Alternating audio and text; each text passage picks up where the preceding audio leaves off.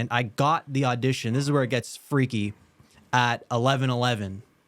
And I have this weird thing where when I see that time, I take it as a sign or it represents Dude, a me too. decision. Oh, Me really? too. 11.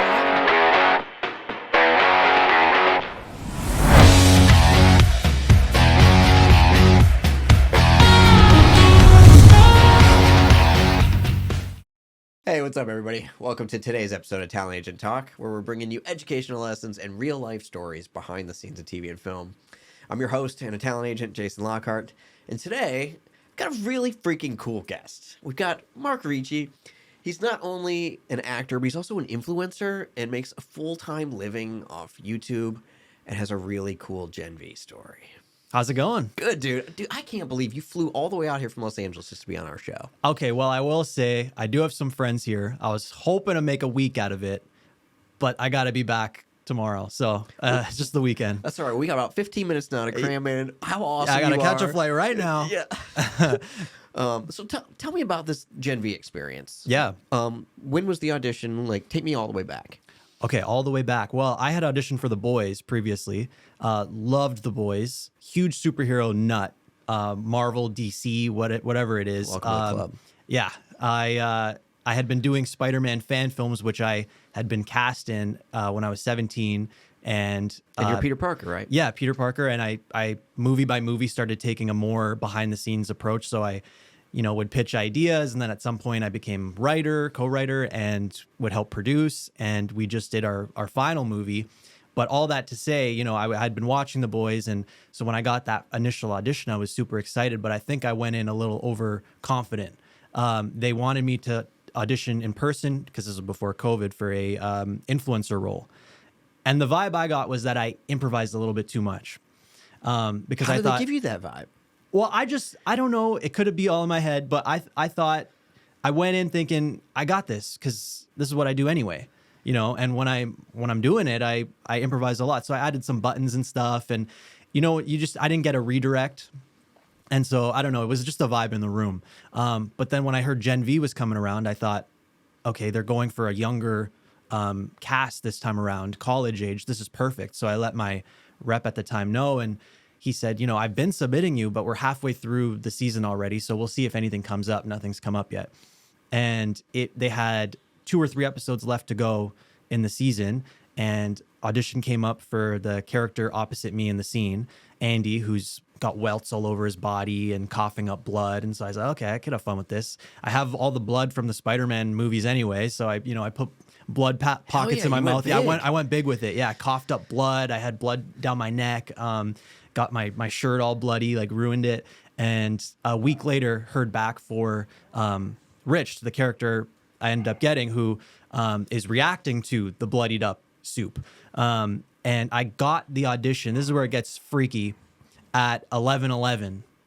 And I have this weird thing where when I see that time, I take it as a sign or it represents Dude, a decision. Oh, really? 11:11. That's crazy. Yeah, It only happens twice a day.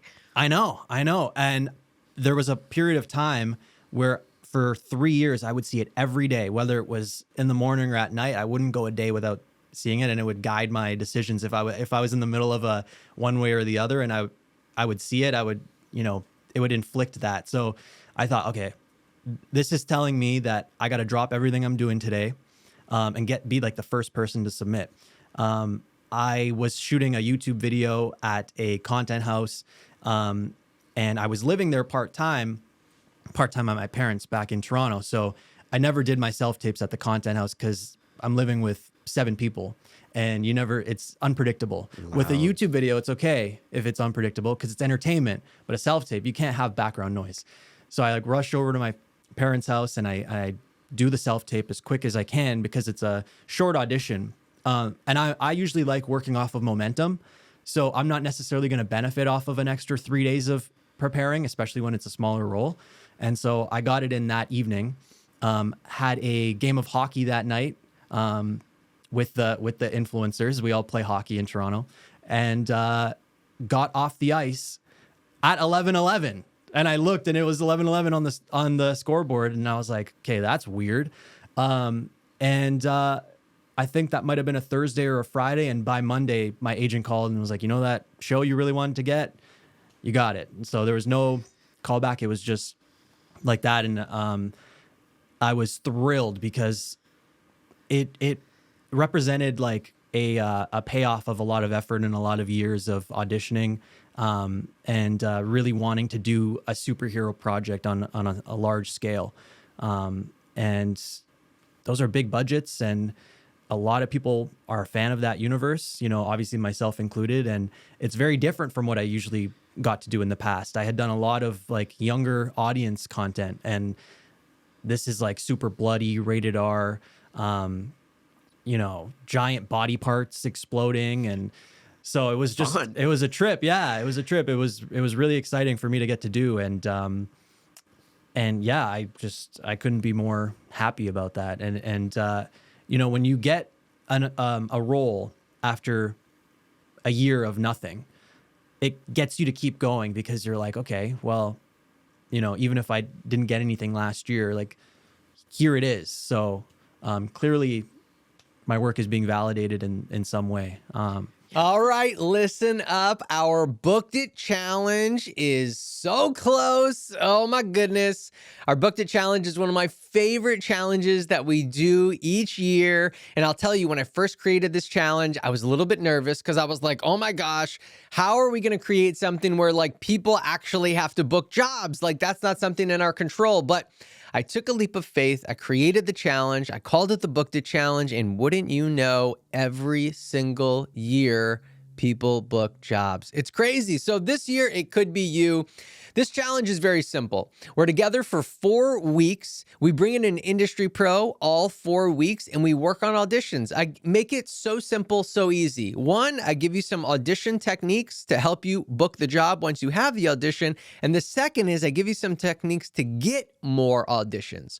One of the things I've realized in being an actor over the last 20 years is that if you get more opportunities, you have more chances to book the job. So we need to increase our chances, and then the chances that we do get, we need to increase the quality of our auditions. So we're going to teach you exactly how to do all of those things. So sign up for our Booked It Challenge. It's only $37, and there's a $5 off promo in the description. So the link is there. The promo is there. Head there right now and come join us for our incredible Booked It Challenge. Yeah, I love that so much for you, dude. And also, like, from an agent standpoint, like, you just made so many right decisions. You know, like, you probably don't reach out to your agent, bug them all the time, like, I want to be this, this, and this. But, like, this one, you knew. I'll Like, do it a few times a year. Yeah. you knew this one really made sense. Yes. And then when you got your first shot, you made sure they wouldn't forget you. You know what I mean? You had fun. You were creative. You used props that made it better, that weren't distracting, that, like, told more story. Mm-hmm. You know, you literally probably had a fun time. Yeah, well, the character gets thrown into the scene. And so I thought, I'm going to throw myself on the ground because that's what I would always do as Spider-Man. You know, I didn't have a stunt double for those scenes. And so I get thrown into the scene. And of course, when I actually got to set, they had a stunt double ready for me, you know, and they were trimming his wig to make it look like my hair. And, you know, my like DIY filmmaking side in my head, I'm like, oh, I could do that. I could get thrown on the ground. I did it in the self-tape, but you know, I understand big budget, you know, paperwork and stuff. And that guy's capable of doing so much more than I am. He could do like 10 backflips in a row. So, but yeah, it's just, and he had knee pads on too. I'm like, I could wear the knee pads, but yeah. And, you know, what was really interesting is that role, was supposedly supposed to be a little, I think I could say this now. It was supposed to be a little bit bigger, and they were cutting scenes as they were going along. So I didn't even know this when I auditioned, but apparently this character had a scene where he's fighting off these guards that leads into the scene that ended up being the first scene. So we were going to get a look at this character's powers potentially. And so when they were telling me that, and the stunt choreographer said, you know, your powers are actually going to be Spider-Man's powers. And I thought, you kidding me? what are the odds? Yeah. They had to know. You I think they knew? have no idea. I have no idea because you don't know these things. Yeah, you don't you don't know know feedback. Yeah. I wish you did, but I've gotten used to it at this point. Like, But it's that whole, like, good luck, you know, preparation. preparation meeting opportunities. Good yeah. luck. And like, you've been Spider-Man and putting your own shit out there for years. Would you say it's been 13 years you've been on YouTube? It's been 13 since I started my own channel, and then Spider-Man came about because someone that also lived in Toronto put out a casting call. That's how it started. And so then we became best friends, started doing content together. But yeah, I've done like every which thing on YouTube. I've done movie reviews, trailer reactions, just sketches, movie parodies, movie news. Then I ended up on this weird like comedic adventure crossovers with other pulp culture characters, fight scenes. So it's been going and going and going. And You're so immersed. That's what I love. Like, and to anyone listening, like, he's so immersed. You're so immersed into movies and TV, and it's clear that you love it.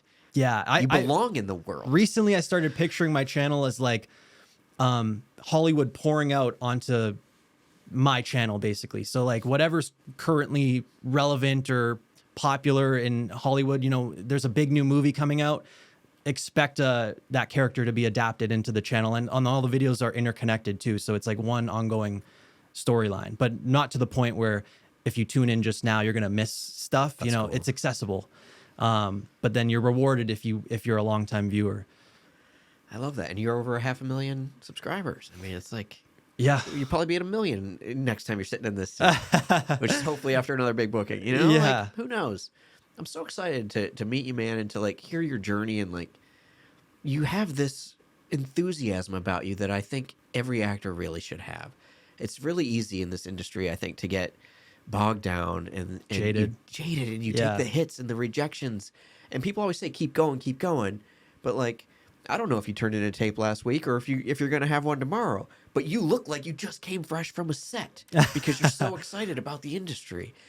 And that like boyish charisma is so special. I hope you never lose it. And I think the more people that get to see it around you, it's going to always just lead to more financial success for you. I appreciate that. Yeah, I think persistence is one of the key ingredients for sure. It's And one of the 3 things I preach. Yeah. Patience, persistence, positivity. Uh-huh. Get you what you want. and even with me, the couple people that may have asked me for favors along the way, year after year after year, and then I see they end up doing something really big, and I'm like, it makes sense.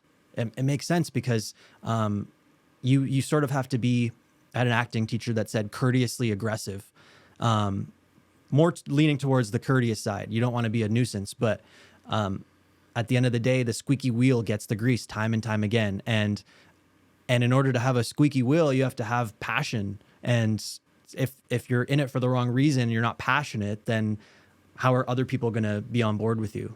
Like you could see through that. Train is awesome. Yeah, it's awesome. Yeah, it's either get on or get kicked off. Like, So what would you say from this whole GenV experience? Like, was there like a big lesson that you feel like you learned that anybody watching could really benefit from hearing? Or I think when that moment arrives that you've been waiting for, just don't let it fly by. Don't you have to seize it, because oftentimes it's like, it's one thing to be saying, oh, I wish I was auditioning for this big movie, and why not? Like, why isn't it happening for me? But when that moment does arrive, people can get in their head, like, I got to make sure that I don't buckle this. I got to hit my mark. Yeah, but I've always been under the mindset of like, ready or not, here I come. Like, I'm diving into the deep end. Like, you can't just dip your toe. You gotta go all in, and you can make mistakes, and it might not go well, but it's trial and error. It's persistence. It's not going to be the end of the line if you don't have a great audition. It was like what you were saying about preparation, meeting the opportunity. You definitely always have to be prepared, but then when that opportunity comes, it's time now. And don't be too in your head about it, because that's just going to lead to missing out. And Yeah. I remember early on, but way before I even had an agent, there was a casting call for, I'm talking years and years ago, for Diary of a Wimpy Kid. They had a big open casting call, and they had a deadline of a month and a half or 2 months. And I had been a big fan of the books, and I pushed it off all summer. I might have been 9 or 10 or something, but I pushed it off, and when I eventually went back to the page, the submissions were closed, and it really stuck with me for years and years because I was, I can procrastinate if I don't jump on. I have ADHD, and so it's like for me, that's where the momentum comes in, and my mind can be in 10 different places at once with all the things that I want to be achieving, and so even just for like organizational purposes, like I need to take advantage of every little thing in a certain structure. And for me, oftentimes that means not delaying or waiting or procrastinating, like take that advantage, take that opportunity right away. So when you said seize the day, I mean, you summed it up best right there. When you feel it, go after it right then. yeah, yeah. Because somebody else will if you don't. And then the regret is the worst. To have the regret later on, and like, oh, if I only, like, that's and then the that's worst ruining feeling. future opportunities because there's other things probably coming that you don't even see because you're living in this, this gray cloud of regret. And you can't. Yeah. It's like I'm a big fan of Rocky too. Me too. Not necessarily Rocky the sequel, Rocky as well. Big fan of Rocky. And like that monologue from Balboa of it ain't about how hard you hit, it's about how hard you can get hit and keep moving forward. Like that's I real. always think about that. So, and it's sometimes it's fun to fail because you go, okay, it wasn't meant for me. It wasn't meant to happen. And it's funny too, how we can, if you adapt this mindset, like trick your personality into thinking you've dodged a bullet. Cause like maybe you want this show that's coming out, then you don't hear back and you're like, the writing wasn't that good anyway. You kind of like convince yourself, but failures lead somewhere, and they can lead somewhere great. I literally think I'm in this seat from failure. Like I failed as an actor, failed as a writer, failed as a director, became an agent. Suddenly people were like, hey, let's let you not fail at this. Let's take all your failures and use them as experiences to help other people, and the universe will reward you in other ways. I get very creatively fulfilled from making my own stuff. And there's no way I'd be making my own stuff if my career went exactly how I thought it would when I was 13, dreaming about being an actor. No, they just wouldn't have. And so being able to take what's yours, I believe that what's meant for you will find you. It's cliche, but it's so true. Well, speaking of that, I want to know what your dream role is. Surely you could probably shoot it and create it yourself. But if you could get an audition request and be like, this is it. This is what I want. Yeah, I'll say I'll take a little hiatus from the superhero world, even though one day I want to dive back in a big way. And I'd love to do action comedy, maybe specifically like a Mission Impossible style film that blends. Imagine like Tom Cruise's role mixed with Simon Pegg's role in Mission Impossible, where it's like not necessarily like the straight and narrow man, but not necessarily the crazy frenetic side character. I think action comedies have like kind of gone missing from the film marketplace. I think so too. They're all on streaming now, especially Back to Action. On which Netflix. one? Oh yes, Got Back in Cameron Action. Diaz out of retirement. Yes. And I love the theatrical experience with getting your popcorn and your friends. Sometimes I don't even know if the movie's going to be good, or I don't even watch the trailer. I'm just down to go see a movie.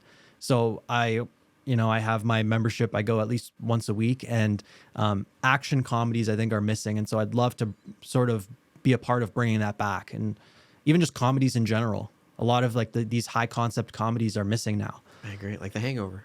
Yeah. I mean, all three of those went to theaters and made billions of dollars. It's really hard to think of the last Hangover because it's been over 10 years since then.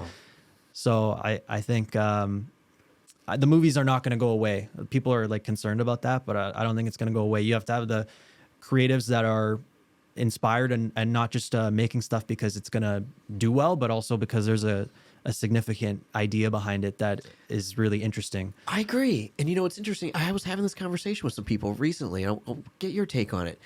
I feel like movies won't disappear because they were kind of a transition of medium from theater. And theater has been around for a very long time, since the Greek and Roman empires. You know what I mean? And then all this, we had screens, and it just was the same kind of an experience. A night out, the family out, the gathering to go see art on a giant, venue. Yeah. Whereas television kind of just became the same as like radio. It was like an ad sponsored form of entertainment. And that's what TV still is. It's like an ad sponsored form of like entertainment. But going to the cinema is a different experience that has been around for so many years. I don't think it's going to go away either. No, the medium will stick around, but the art will change. The same way that TV has changed so tremendously now that the model is pay to play. And I just saw people are upset. 60% of people think they're paying too much because it's more than what cable used to be. But because you're able to pay for the entertainment now, the entertainment on television has gotten a lot better. Yeah, I mean, look at Apple TV and HBO. I mean, That's exactly what I was thinking. That's exactly what. Yeah. I mean, they weren't making Game of Thrones in the 80s. No. You know? No. Yeah. TV was so far removed from movies. Like, if you were a film star, you didn't want anything to do with TV. No, not at all. But now it's so much more exciting for film actors to go to TV because of the opportunity of diving deeper into a story and character. Yeah, it's changed. We've got Spielberg and Scorsese here in Atlanta producing together a show. Right now? Just started. Oh, wow. In Atlanta. I mean, that's great. The world has changed a lot and it's continuously evolving and hopefully for the better with opportunities for people. Yeah. Yeah. So ultimately you have better entertainment at home and you don't have to go to the movies. But at the end of the day, we all are creatures of socializing and community and enjoying something together in a dark room where there's no interruptions. Yeah, families still want to leave the house occasionally. People want to go on dates somewhere. Yeah, they don't live together. You don't live together yet when you just start dating. No, I can't stand the phone ringing. Maybe back in the day with like the home phones and stuff. Like if I'm watching Severance, I'm like turning my phone off. I'm not going to even look for like that 1 hour. Like it has my attention for that whole hour. That's giving respect to the filmmaker. Right. You look down, you miss a shot. That shot was intentional. Yes, and that's why I hate waiting for movies to hit streaming, because it doesn't cost me anything more. I'm already subscribed to the AMC A-list, and so I know that I'm going to get a better experience if I go to the movies. Just from the interruptions alone, not even talking about the sound and the screen and the popcorn and the night out. I agree. You get the experience. And some filmmakers, I don't know if you listen to Tarantino on Joe Rogan, but it was all about the experience. Yeah. It's meant to be in the theater. I go to his theater every once in a while in LA. I saw Pulp Fiction on film at his theater, and I recently went to go see Spider-Man a couple weeks ago because, why not? They showed it in 35 millimeter, and it was a really worn out print. And I had never seen, I never saw the original Spider-Man in theaters. And so, cool. Because I was so young when the first movie came out. And so getting to see that, one of my favorite movies, like on the big screen in film, where you see all the artifacts and you're like, wow, like this print must have been used like hundreds and hundreds of times back in the day. Like, yeah, I love that he has that theater in LA now and is such a huge champion for the cinema experience. Yeah. I love Sean Baker's acceptance I speech saw him too, at the Oscars. I saw him at I went to a Q&A that he was at the day before he won it was at the Saturn Award, and he just cleaned up. Yeah, director and writer and picture. I mean, and editor. Talk editing. about persistence too. He had a very similar movie that he actually showed right after it, that also focused on sex work. He made it 20 years ago with a couple of the same actors, and no one talked about that one then. So he could have just said, okay, like people aren't interested, right? But no, he jumped through hoops and he really went for it. He made it his own way, and because he's just so passionate. It's funny too that he said at the Q&A, like if you were to do a franchise, he would do the Fast and Furious. And I'm just like trying to picture like a Sean Baker Fast and Furious movie, but that's a cool idea. Why not? Yeah. Why not? Bring someone else like an auteur in. Yeah. Quentin Tarantino, Jurassic Park. Like let's get these Who knows cool. what would happen? Yeah. It would be a jolt of energy to the franchise. That's cool, man. That's a cool right? idea. Well, dude, again, now we're so far off subject. Yeah, I know. It's okay. It's cool to have you here, Yeah, good to meet you. Thanks for being here. To our audience, thanks for for tuning in. I hope you're getting something out of this. We're having a really good time doing it, and I want to thank Jesse Malinowski and Get Seen for producing our show. Mark, awesome having you. But actually, before you go, you win a free car. I know the show. Yeah, there you go. Let's see. Don't look in there. Oh, don't look. Okay, there's a few in here. Let's see. What'd you get? A Bugatti Of course you Bolide. got the first Bugatti on the show. Okay. How crazy if I got a Fast and Furious car right after we were talking about that. mean, This is pretty close But though. Bugatti's, I mean, This that's is one of the- nothing to sneeze at. This is a snazzy vehicle. I'm going home a winner. Hell yeah. There's very positive energy in that will go home with you and hopefully live in Oof. your home and create great This is great gonna go on. magic. This is gonna go on my my shelf above where I work. Hell yeah. Love it. I love it. Well, again, thanks for being here. Thank you. Good to see Hey. you.